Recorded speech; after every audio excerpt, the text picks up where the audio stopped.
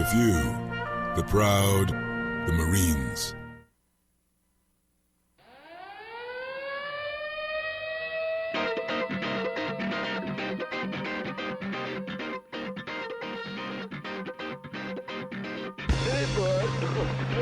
Now it's time for Toker Talk Radio, the voice of the marijuana nation. What are you people? On dope? Where you can toke. I inhale frequently. Or you can talk. I experimented with marijuana and didn't inhale. Or you can toke and talk. 10 federal criminal penalties for possession of up to 1 ounce of marijuana. While we talk about toke on Toker Talk Radio. So, by the way, when it comes to pot, if you're 40 years old, you live in a log cabin in Oregon, you got 12 giant pot plants in your backyard, have a ball. Live from beautiful Portland, Oregon at Rolla J Studios. Hey, this is great. Just not cannabis. Plus your calls live at 971-533-7111. They're walking on their pants with their cap on backwards, listening to Enema Man and Snoopy Poop Dog. What's to keep somebody from getting all potted up on weed and then getting behind the wheel? Gateway theory doesn't work. It's a reality. Holland, is it real? Don't tease me. We're locking up people that take a couple of puffs of marijuana, and the next thing you know, they got 10 years.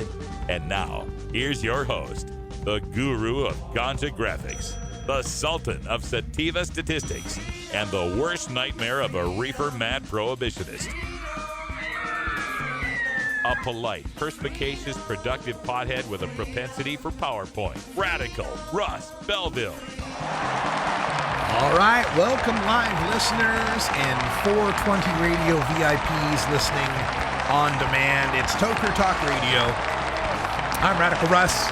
We got the strong silicone, glow-in-the-dark, unbreakable bong, and we are certainly potted up on weed. Hope you folks out there are following my Twitter account at Radical Russ. You'll get all the latest updates on what I'm doing, what's up, what's happening. I'm Radical Russ everywhere. Radical Russ everywhere. Twitter, Facebook, YouTube, SoundCloud, Instagram, Gmail, LinkedIn. What else is out there? Snapchat. If there's an account, I think I've gotten it. Most of them. Probably not most of them. Reddit. I got a Radical Russ on Reddit, I believe. So yeah, follow me, Radical Russ, and enjoy the highlights of this life as a professional pothead. Later tonight, I'll take some pictures of our Halloween decorations. Oh my God, we got some great decorations here at Rolla J Studios. Skeletons climbing into the building and everything. It's really cool. So that'll be out on the Instagram feed later tonight. Tomorrow, I am getting on a jet plane. I'm flying through Chicago on my way to Richmond, Virginia for the Virginia NORML Conference. Any of you out there in the Richmond, Virginia area, if you'd like to meet up, hang out, check things out, that'll be the time to do it. I'll be in Richmond, Virginia for Saturday and Sunday at the Virginia NORML Conference. You can find out more information at vanormal.org. I'll be doing a presentation on marijuana framing, political framing, and I'll also be delivering my 420 Radio Drug Test, our exclusive game show that combines the best elements of Family Feud, Jeopardy, and Who Wants to Be a Millionaire on weed.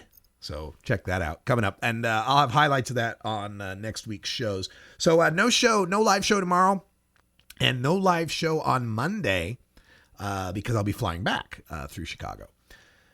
Anyway, we were talking about the failure of the big drug organizations to be very supportive of Ohio's Issue 3. Their marijuana legalization. They're voting on this in just 3 weeks. And for perspective, it's important to understand that, it's okay if you don't like the initiative, right? Like MPP, Marijuana Policy Project, they're neutral on it. They don't like it. Their board's officially neutral, but some of the leaders I know in that group are very against it.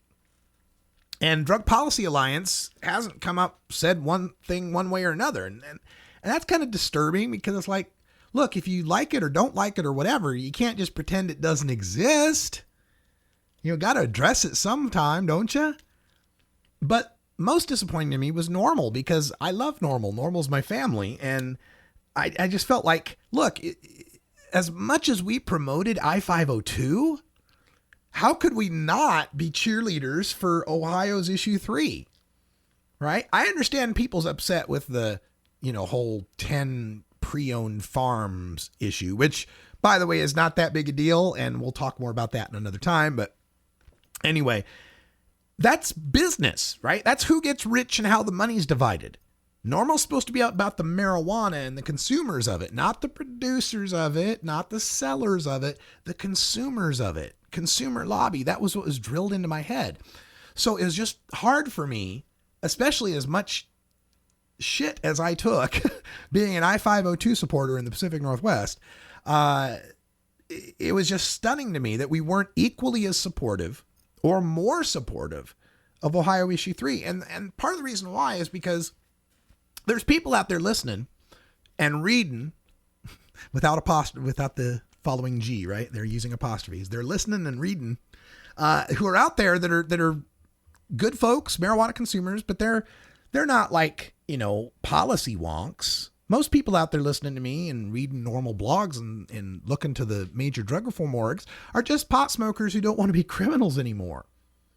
And so when they go out there and they fight the water cooler wars, at work, talking to friends, hanging out, wherever it is, and their friends come at them, oh, this issue 3, it fucking sucks, man. It's going to make a monopoly. It's going to be a cartel. Those people need ammunition. They need to know how to rebut those kind of statements. They need to know how to poke holes in the arguments. They need to know how to bring reason to the discussion. And that's something I was always proud of doing when I was working for National NORML, is I knew that the information that I was putting out there and the graphs and the charts and the data and the tables and the blogs that I was making were helping people. That was helping some guy in Tennessee make the argument to his brother-in-law that legalization wasn't a bad idea. Or maybe that was something that somebody took to their legislator as part of a plea for a medical marijuana bill for somebody. So that's how I kind of felt like that's the big contribution that NORML especially makes in this reform movement. NORML has never had the big money like DPA or MPP to throw at, lobbyists and initiative campaigns and stuff like that. Our strength lies in our numbers and our huge numbers and how many people recognize and have a affinity for the brand and for the lifestyle and for the movement and for the policy concepts and so forth. And especially for the knowledge we bring, with libraries and the best experts on all of this stuff. So for me, to be kind of just sitting on the sidelines, not actively helping people win these debates and shoot down these stupid talking points and promote the TV ads that the group is putting out, that to me was just malpractice. It was just like, man, how could we not be out there helping these people? And I've gotten so many emails and so many comments from people, listeners and readers, aside from the hater ones. I get a lot of haterade, folks. I have plenty full up on haterade. But the nice ones that I get are people that thank me so much, like, oh my God, thank you so much, because somebody said that to me the other day and I thought it was bullshit, but I didn't know what to say back to them. And you gave me the perfect thing to say. I'm like, yeah, that's what I want to do. And that's what I want to see NORML doing. So that's why I've been so upset this week, because it hit me emotionally. It hit me personally on this. Personally within my own family, like a disappointment in my own family for not living up to my expectation. Now, had there not been a 502 campaign, then maybe this wouldn't be as personal, right? But with the 502 campaign, and I had to tell friends of mine and convince people to tell their friends that accepting a per se DUID and keeping no home grow was an acceptable compromise to getting the first legalization in the world. And I still believe it was. I'm not going back on my 502 stance. I still believe it was. My point was, in making that stance, how could we not stand up even stronger for something that doesn't have a per se DUID and does allow home grow? Washington's I-502 limited pot shops to 334 max. There's still only about 160, but the max you could have was 334. That's one pot shop for every 20,880 people in Washington state at the time that was passed. In Ohio, they're passing a law that says there can be up to one pot shop for every 10,000 people. How is that not better than 502 and not worth supporting? It's got home grow. It's got possession of 8 ounces at home. It legalizes 4 times the concentrates of Washington's I-502 and doesn't harm an existing medical marijuana industry. And again, the medical marijuana industry in Washington was going to be harmed anyway, right? It was a Wild West unregulated nightmare and it would have been reined in. But this 502 did have an effect on how that script unfolded. Whether it unfolded differently or sooner or harsher, we can't really determine because that's a guessing game, but it did have an effect. It did change the terms of the debate. Ohio's not changing any medical marijuana debate. It's creating medical marijuana. It's inventing medical marijuana in Ohio. So how is that also not better than I-502? And how come we aren't super promoting that? We've also got in that medical marijuana in Ohio, the right for patients to self-administer at the workplace. Talk about a massive precedent that would set. No other state allows that. And the 5 states that have brought it to their Supreme Court, California, Oregon, Washington, Colorado, and Michigan, have had all their Supreme Court shoot down the idea that medical marijuana patients can even have inactive metabolites in their system at work. This would let a guy go to the break room, eat an edible or puff a vape pen or whatever, and go back to work. So long as it's, and the rule says something like, administered in the same way with the same safety as prescription medications, yada, yada, yada. It's not like wide all open, do bong rips and get behind the forklift, but it's reasonable. It's like, hey, if you're doing a job where you could take a prescription Vicodin and then do that job, then you can have your medical marijuana and do that job. That would be landmark. That would be groundbreaking. Be a huge milestone in medical marijuana. So that was part of my frustration. We got to take a break, pay some of the commercial bills here. When we come back, we'll talk a little bit more and we'll close up that subject for the week. So stay tuned. Sir, do you think there will or should come a time for us to discuss the possibility of legalization, regulation, and control of all drugs, thereby doing away with the violent criminal market as well as a major source of funding for international terrorism? Thank you so much for your time, Mr. President. Well, I think this is an entirely legitimate topic for debate. Name the time and place, Mr. President. Radical Russ has been prepping for this debate full-time since 2005. The Russ Belville Show.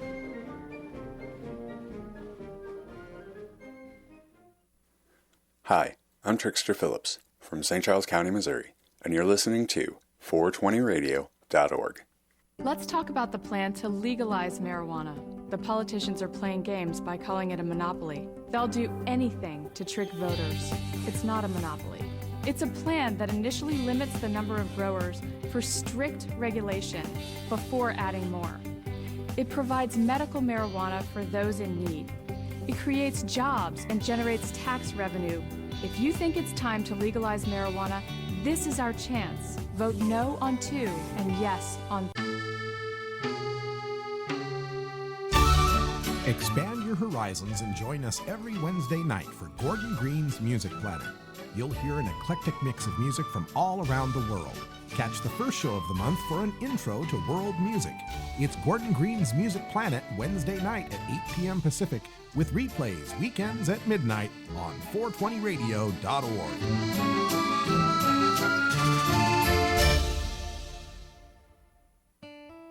Imagine life without taxes. Let New Era Certified Public Accountants, NewEraCPAs.com, handle your Cannabis 280E and tax strategy. Get your business prepared with New Era CPA's Cannabis Finance Bootcamp. NewEraCPAs.com. With years of experience in the industry, we are one of the nation's leading accounting firms for growers, dispensaries, and ancillary companies from Washington to California. NewEraCPAs.com. I click. Individual. Get money.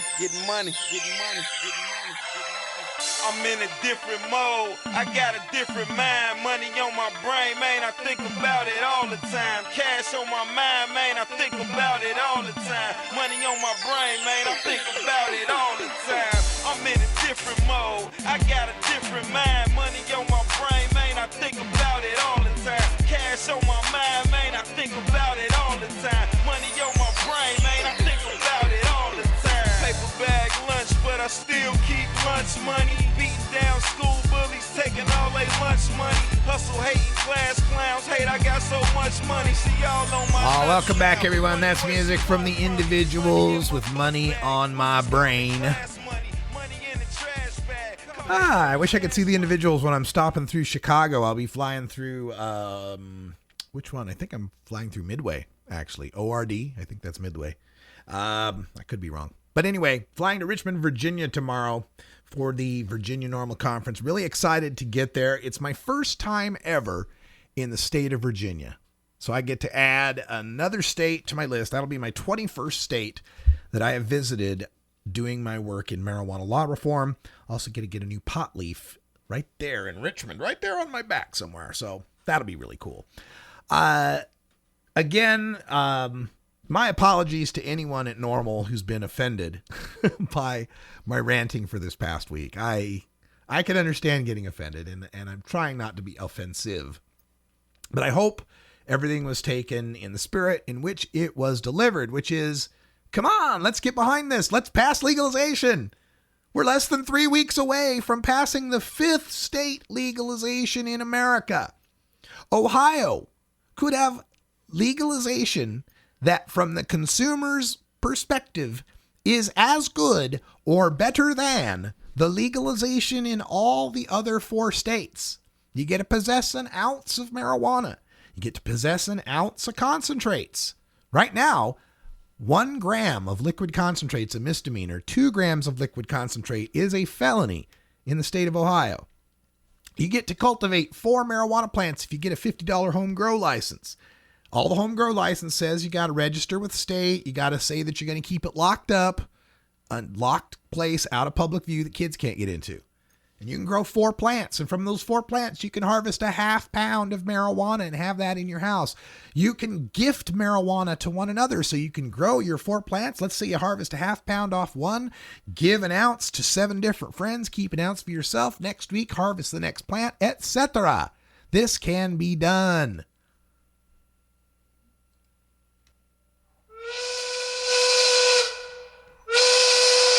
Looks like I picked the wrong week to quit smoking. Happy 420, everyone, from the Pacific Time Zone. Radical Russ here in beautiful legal Potland, Oregon, where there is one pot shop 7 blocks away from me that way, and another pot shop 7 blocks away from me that way. This, too, can be yours if you pass legalization in Ohio in 2015. Stick around, our Groovin' Thursday Daily Toker tune is next with some Kaimani Marley. You can get 420 Radio on the go with the TuneIn Radio app for all mobile platforms. Go to rad-r.us/420tunein or just click the TuneIn Radio icon below the live radio feed on 420radio.org. I'm sure you've heard about the ballot issue to legalize marijuana, and you're probably wondering, does this plan make sense? How will it make Ohio safer? And what does it mean for me?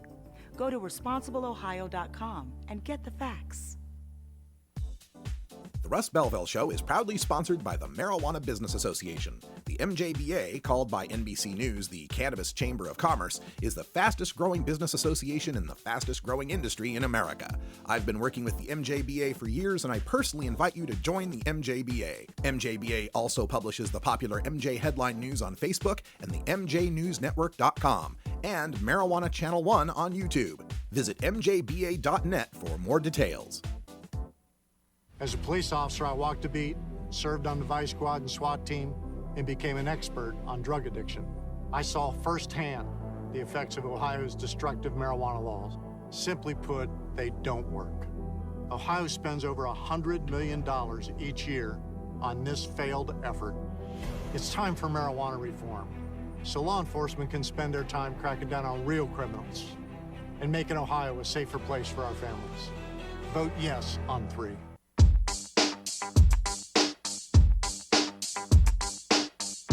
Everyone knows music and marijuana go together, so let's wind up our 20 after break with the Russ Belville Show's Daily Toker Tunes, the best in pod-safe 420 music from around the web.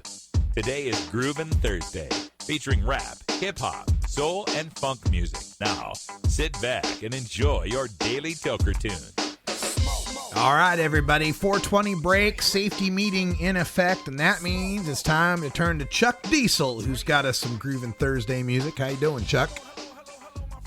Good. How are you, Russ? Well, hold on, let me check. Much better. How are you?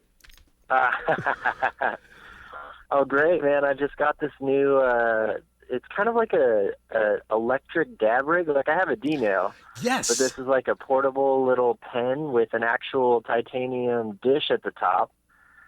I think cool. I know the one you're talking about. G9. I think someone showed me one of those at the Oregon Hemp Convention back in that RV that was parked out in the back, and it had it like a little push button thing on it that kind of delivered the dab. Yeah, it's pretty nice because it seems like all the pens I use that you load like per use, they're not the preloaded cartridges. Right. They seem to fill with reclaim and stuff like that pretty quick. Yep. But this, when you're fully taking the dab, it's a little bit less of a mess. And of course, never bad to make a good PR move and not use a torch in public. Good point. Good. And what is this unit called? What's the manufacturer? I got it from Greenlight Vapes, and it's called the G9. All right. We'll have to check them out, see if we can get a sponsorship. I could have one of those in the studio. That'd be all right. Yeah, that sounds good to me. Hey, I wanted to bounce one thing off of you. Do you listen to Bill Maher? Oh, all the time. Every show that he does. Did you hear the last one with Patrick Kennedy? I did. I felt like everyone was starting to kind of go along with him down his path. Even I consider one of our biggest mainstream supporters in Bill Maher. And I felt like everyone was kind of, they heard his story, and we all agree we need more mental health treatment availability in this country.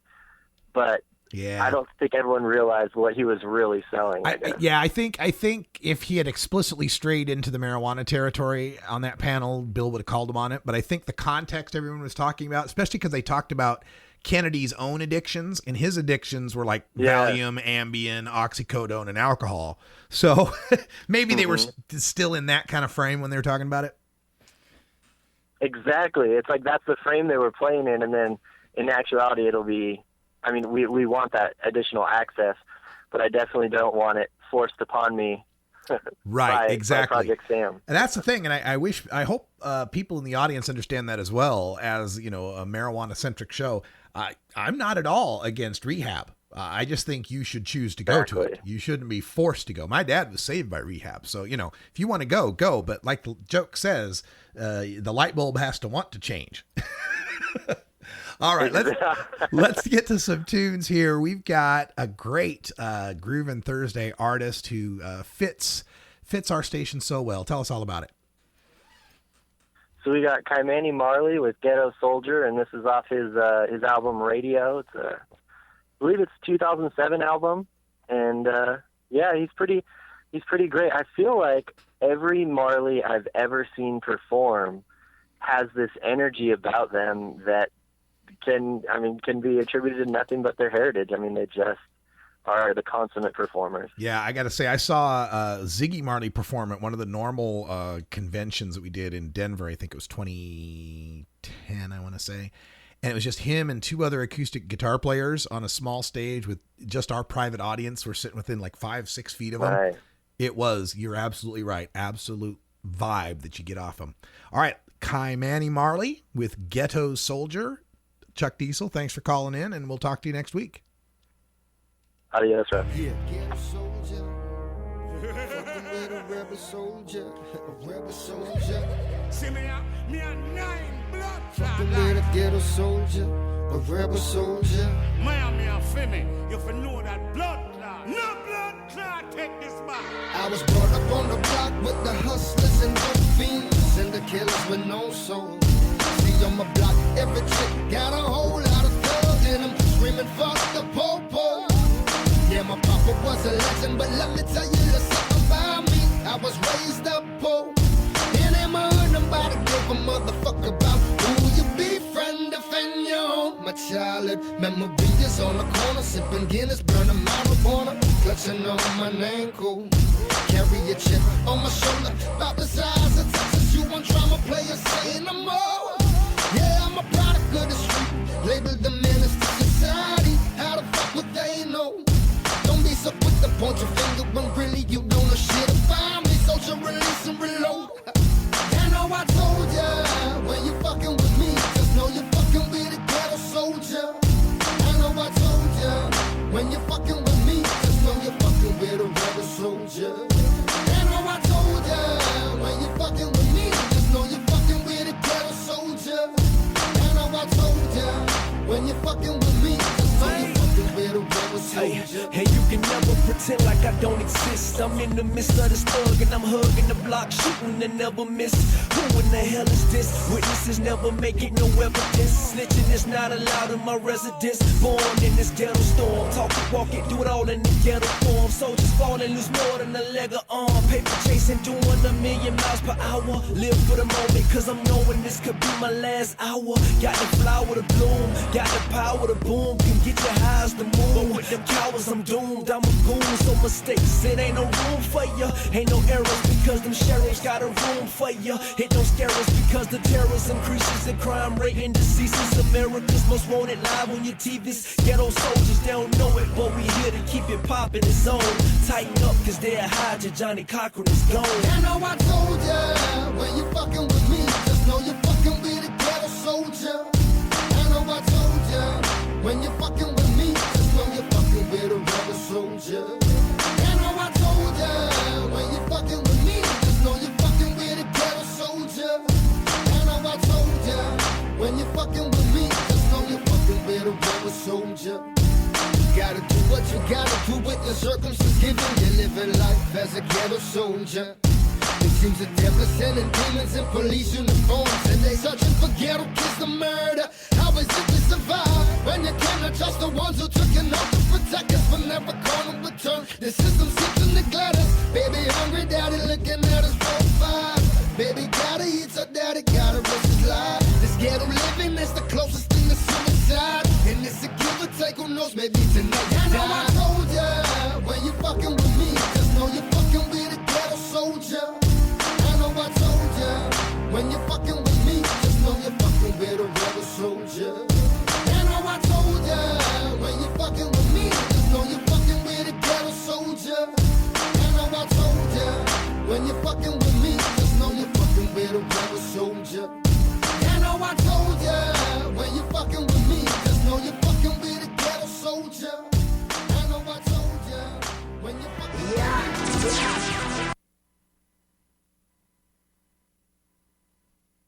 There you go. And this is Rick Cusick, and you're listening to 420 Radio. The Fingerboard extension has fretted instruments to enhance your creativity. It has new and used guitars and banjos from beginning to high class. The Fingerboard extension has National Resophonic, Husson Dalton, Larrabee, Heritage and Recording King guitars, and Mike Ramsey, Wildwood, Gold Tone, and Recording King banjos. The Fingerboard extension also has drum stuff, used gear, and parts. Stop by the Fingerboard extension, downtown Corvallis, Oregon at 120 Northwest 2nd, or check out the inventory on the web at fingerboardextension.com and reverb.com. I remember the day Addison was born. She was just perfect. But then the seizures started, up to 1,000 a day from severe epilepsy. Nothing we tried or the doctors tried worked. So we moved our family from Ohio to Colorado to try medical marijuana. Now Addison only has a few seizures a day, and she's a kid again. We want to move back to Ohio, but we can't because her medicine is illegal there. It's time for marijuana reform. You're listening to 420 Radio. Listen Thursdays at noon Pacific for Harm Reduction Radio, podcasting at hamsnetwork.com. This series interviews experts in the addictions field with a focus on evidence-based, cutting-edge approaches to substance abuse problems. Check our online listings for Harm Reduction Radio with Kenneth Anderson from hamsnetwork.com. At Herbie's Cannabis Seeds, we pride ourselves on bringing you the best quality seeds from the world's most respected cannabis seed producers, all at the lowest online prices. You can find Herbie's Seeds at herbiesheadshop.com. All cannabis seeds are sold as souvenirs and as a means of preserving cannabis genetics. Herbie's Seeds in no way intends to condone, promote, or incite the use of illegal or controlled substances. We strongly urge all prospective customers to check their national laws prior to placing an order. Herbie's Seeds at herbiesheadshop.com. Proud sponsors of The Russ Belville Show and 420 Radio.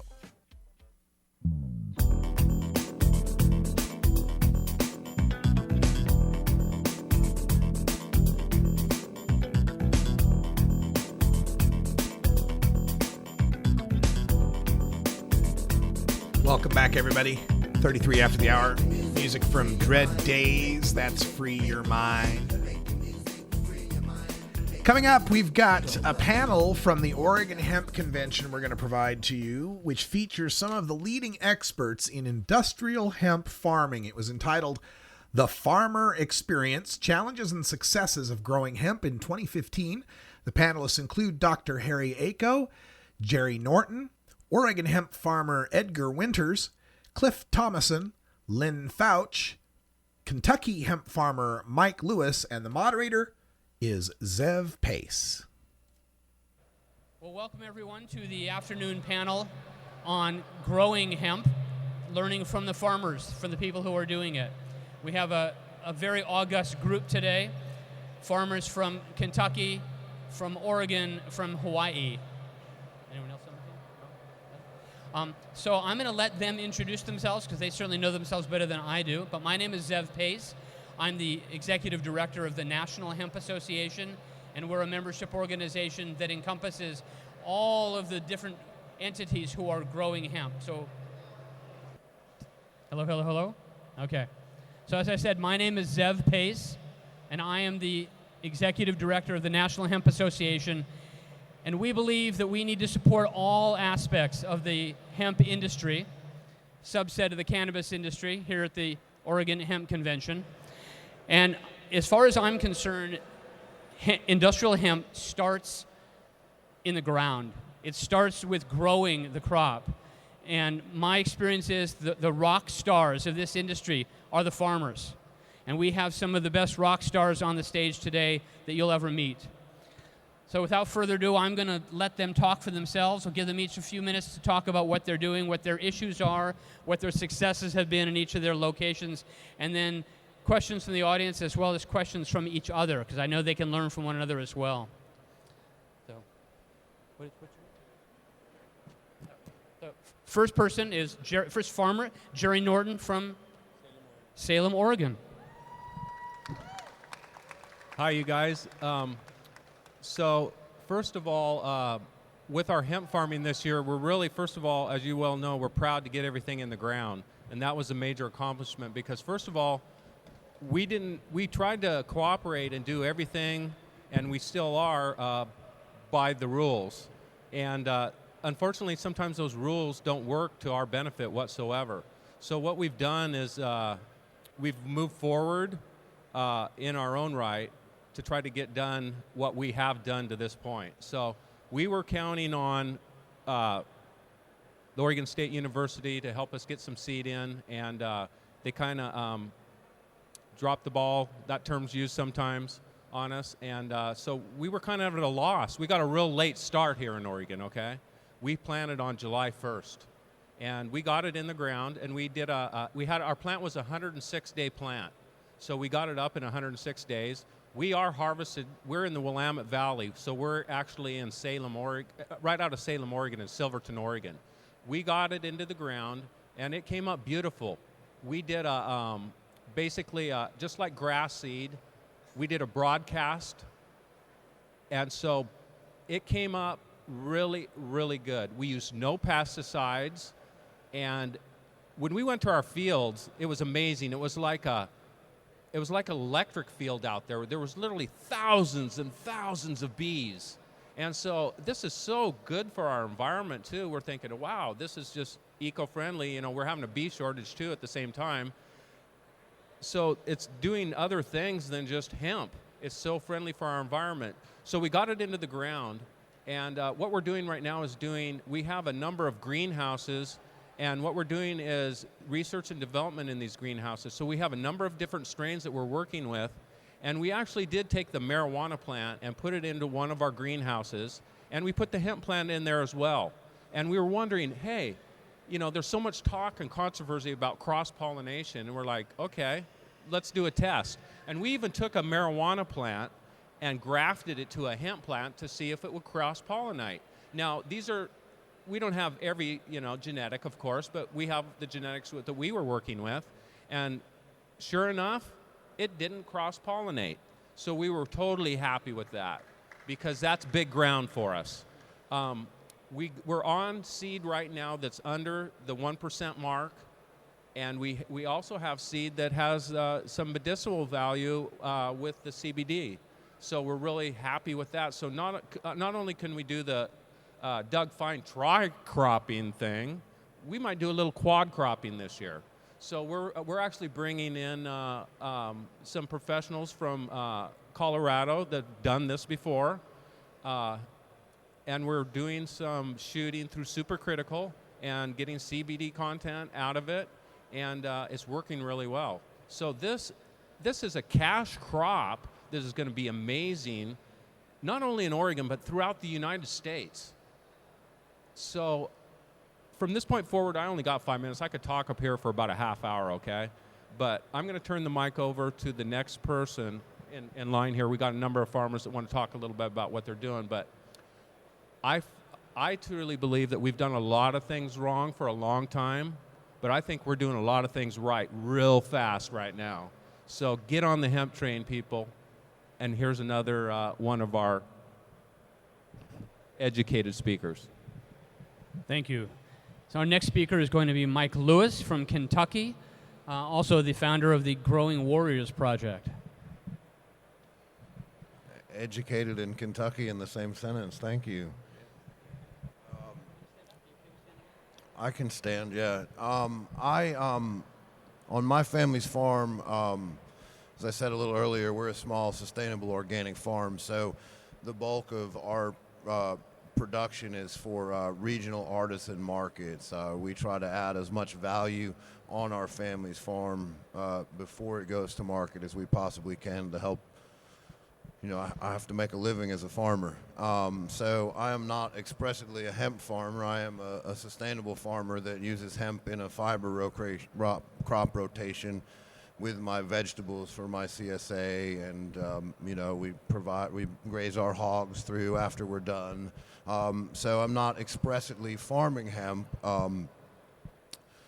Again, the bulk of what I do is fiber crops, working really hard to find a strain that will allow us to use as Doug's tri-cropping method so that we can reach higher revenues and ultimately keep our crops out of the commodity market. A lot of what we do, thank you. A lot of what we do is, is geared towards older world. We work with the Amish. Our equipment's older. I don't live in a region where I have hundreds of acres, so our average tobacco base in our communities are, 2 to 5 acre plots. So I can't buy a combine to bring that in. So a lot of what we're doing is retrofitting older equipment from the tobacco and the corn industry to harvest those crops. A couple different fiber crops we're doing, but really trying to find the one strain that will give us the best of all three products from the plant.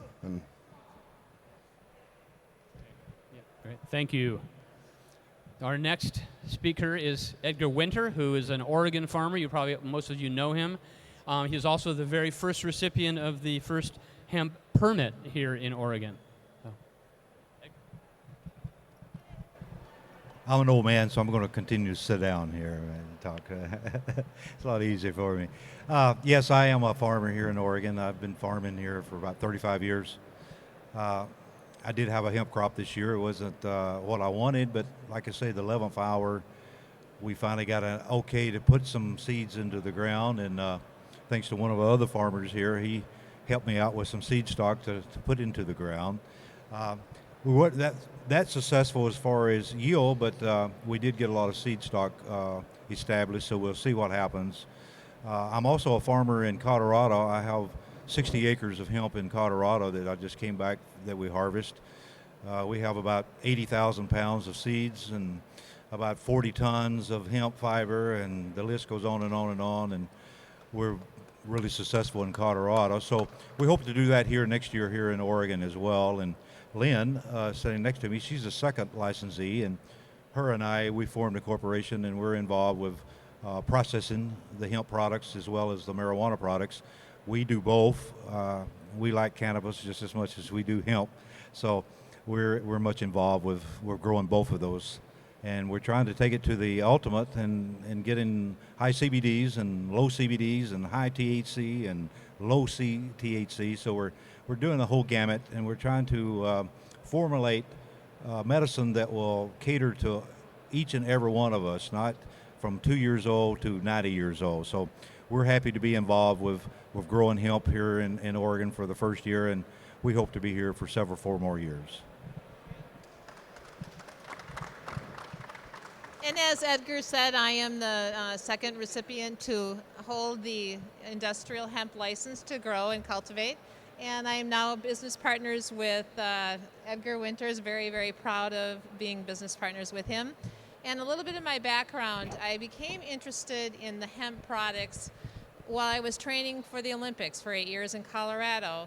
And I had some health concerns and just started studying natural medicine, but I've always liked the forest and I've always loved to be out there. And I started doing the CBD and noticed some huge differences. And then I kept looking at the environment and seeing the impact that the environment has been impacted greatly of what we've done to it.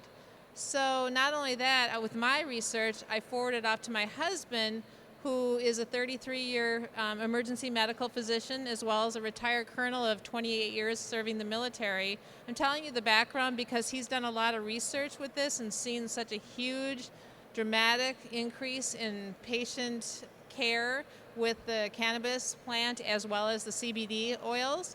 So we're in Oregon, and I saw that they were going to offer hemp license, and I was so excited about that I just started to do more research towards, putting forth what I wanted to do for the environment and people with their health.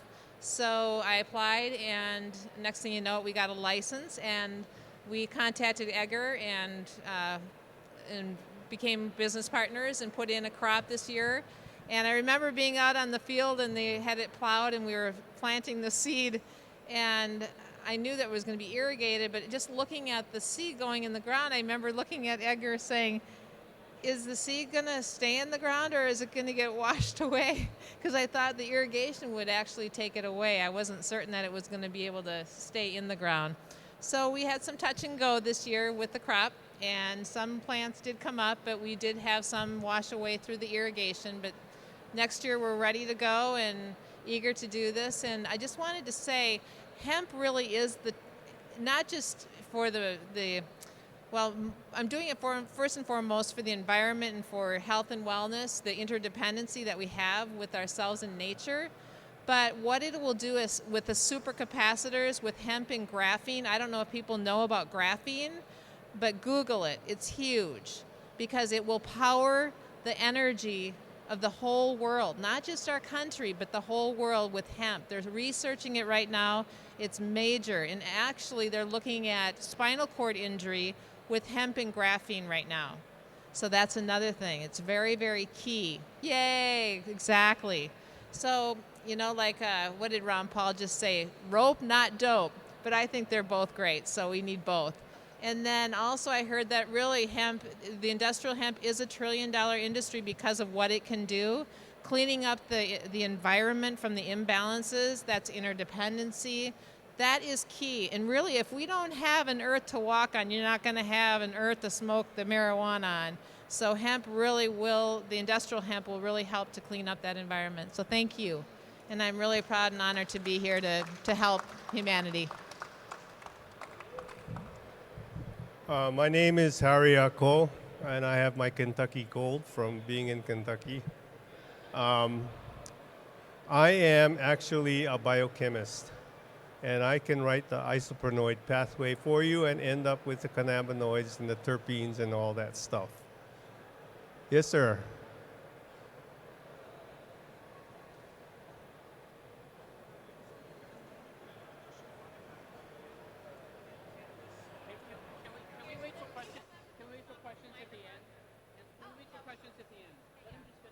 Okay. So Cynthia Thielen asked me and said, let's continue our hemp project. The goal is to see whether we could grow hemp, industrial hemp in Hawaii. And my motivation is if we can provide economic development and economic goodies for people, that's good. And that's my motivation. I'm retired, so I don't need any more money.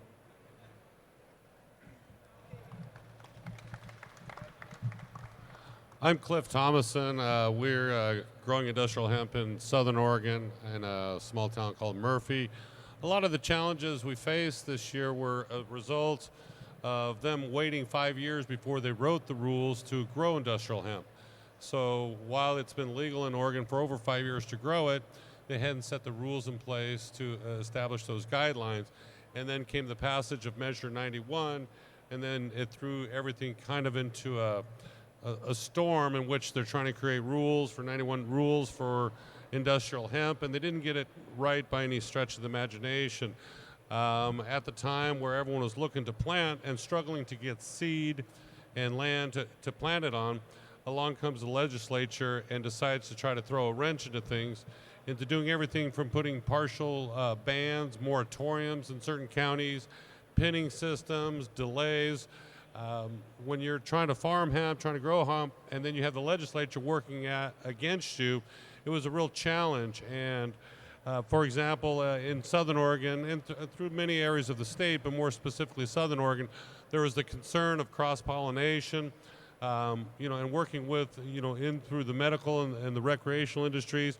We found it prudent as farmers to only grow, females to maturity in our area in Josephine County, and a promise that we would continue doing that.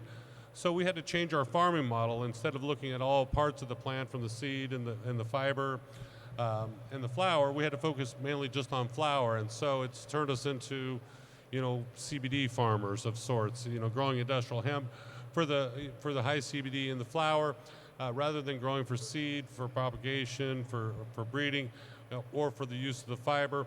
And so that's a program that we're doing it down in there, and so we'll be able to hopefully provide a high CBD, low THC product for the market, and so be able to coexist with med and rec.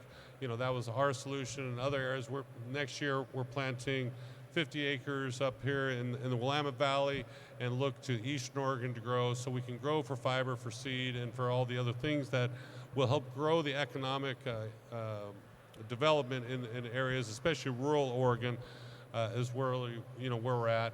We have a dream, and I share with Jerry that we'd love Oregon to be the largest seed bank in the United States. So where any state, whether it's the 10 original states part of the Farm Bill or all 50 states, look to get seed, they look to Oregon, for that seed, because not only for all the seeds of all the cannabis varieties, whether it's from med, rec, or industrial. We should be able to be that provider. And until we can get the state legislature and the Oregon Department of Agriculture and Oregon State University on board to help, support this industry, it's going to be a real challenge. So we're looking in the short session coming up here in February, an opportunity to, again, forge the coexistence between all parts of the cannabis, family, and to help create an industry in Oregon to provide for the rest of the country. I think it's important that we all, pay attention to what's going to happen and embrace the entire cannabis industry and not take sides of whether it's, for med or for rec or for, in textiles. So, anyways. No, I think he was wondering if looking to be more politically active. I think it's important that all of us play an activist role and go when the session's in and there's bills that could affect the long-term viability of this industry, that you get involved. I spent time up there. I called myself the accidental lobbyist because of a bill that was going through that we helped get defeated that would have hurt the industrial hemp industry. It's important to pay attention and not just rely on greater interests, larger interests that have lobbyists that they can afford to pay to fight things. You can get involved, and most of your state representatives will listen to you. Funny. Well, thank you. So you can. This is just a little bit of a hint of some of the issues and some of the successes and challenges that farmers are experiencing in Colorado. Just to give it a little bit bigger perspective, this industry is really still very much in its infancy. Certainly the outdoor industrial hemp piece, as well as the outdoor CBD focus. In Colorado last year, we grew about 200 acres, and all of those farmers saved their seeds, and this year we grew about 2,000 acres. Most of those farmers are still saving their seeds. There will be some for sale, and they're hoping to grow closer to 20,000. So we're at the very beginning of a very, very large industry that has some challenges because there's a lot of different pieces to the puzzle. I think the idea of a seed bank is very, very important. However, certified seed has to be certified by the state. So what grows really good in Oregon is probably going to do something different in Louisiana or in Colorado or in Maine. So ultimately, we're going to have to get very active in our state legislators as well as national to really make this happen. And just a quick note, the National Hemp Association is going to be focusing this coming year on legislation to help make hemp descheduled from the Controlled Substances Act so we can import seeds, so we can extract from all parts of the plant, and so we can transport all this material all over the country. Because until we can do that, this industry is going to be very, very constrained about what it can really do. So I think at this point I'd like to see if there's any either questions you have of one another, something you want to share as a follow-up. Oh, okay, and if you want to do questions, please go to that mic there so we can get it all on the recording. I wanted to add something really quickly. We bring in close to 400 to 500 million a year of importation to make hemp products. Think about the jobs that we can create in this country alone. Even Thomas Jefferson said, what did he say? Hemp will restore, revitalize, and restore the economy and the health and wealth of all individuals living in that nation. That's huge. $400 to $500 million that we could have in our pocket in employing people to process and build homes with it. Thank you. Sure. I'd like to make a comment on that too. It doesn't take a long time to grow this either, so we can make it happen real fast. We're talking anywhere from 90 to 106 days to get full maturity. Nothing grows this fast.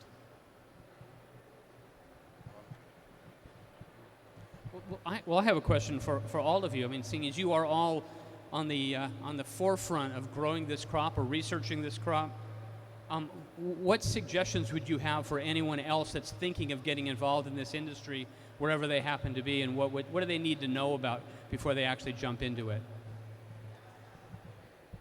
Call me as soon as possible.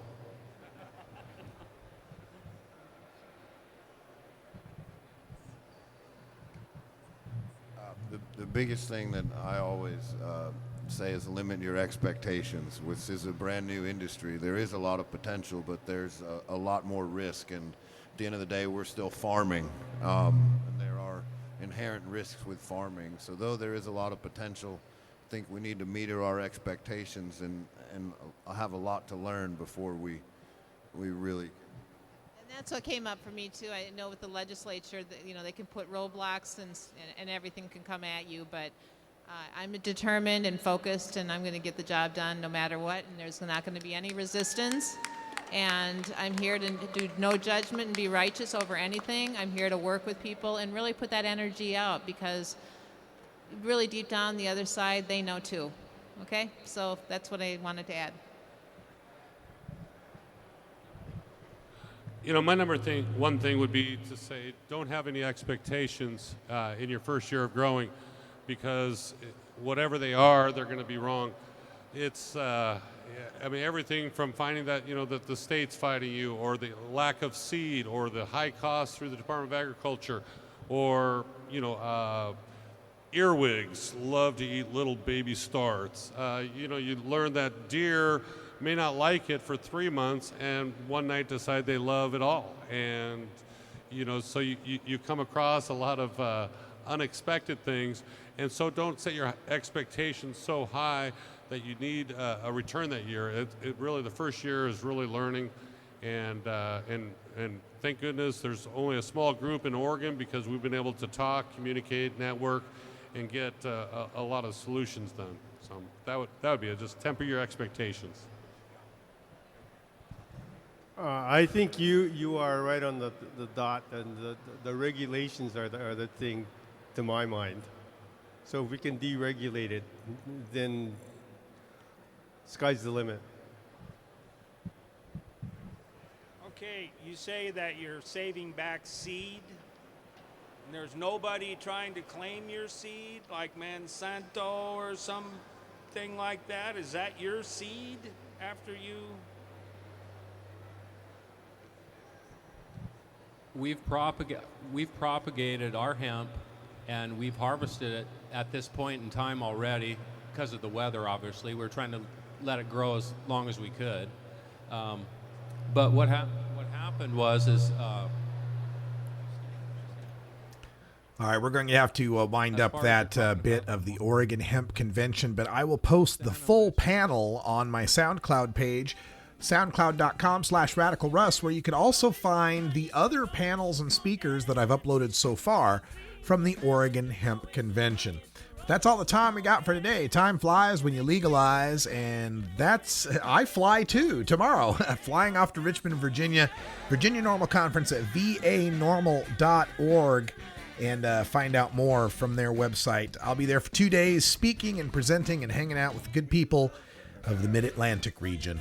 For everyone here at Rolla J Studios in beautiful legal Potland, Oregon, thanks for joining us. Thanks for checking out our new streams at listen.djcmedia.com/420 Radio Low and 420 Radio High. We're going to get our stream up on iTunes and the new streams up on TuneIn very soon, so stay tuned for that as well. And until next time, take care of each other, Tokers. This is the Russ Belville Show. The Russ Belville Show is blogging and podcasting daily at radicalruss.com.